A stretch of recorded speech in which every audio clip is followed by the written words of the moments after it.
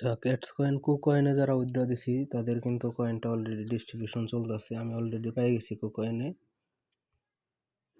কুকয়েনে পাওয়ার পর মানে এটা একটু সমস্যা আছে, এটা ফান্ডিং ওয়ালেটে থাকে কয়েনটা, ঠিক আছে? এটা ট্রেডিং ট্রেডিং ওয়ালেটে নিয়ে আসা লাগবে।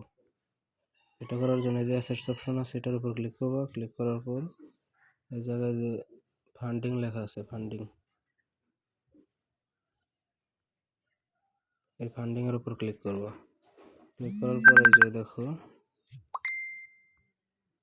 এই যে ক্যাটস কিন্তু এই জায়গায় শো করতেছে, কিন্তু আমি যদি ট্রেডিংয়ে যাই, ট্রেডিংয়ে কিন্তু কোনো ক্যাটস নাই।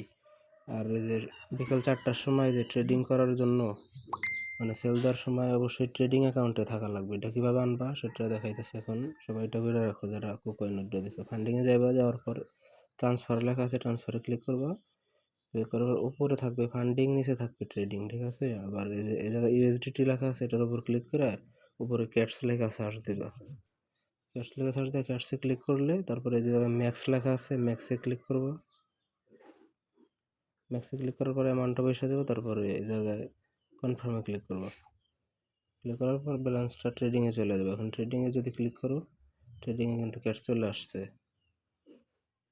এখন এই যে ট্রেডে ক্লিক করে এই জায়গায় ক্যাটস লেখা সার্চ দিয়ে বিকাল 4টার দিকে সেল দিয়ে দেবে। এখন আসে না আর কি, যেভাবে সেলিং ভিডিওতে দেখায় সেভাবে করে নেবে সবাই।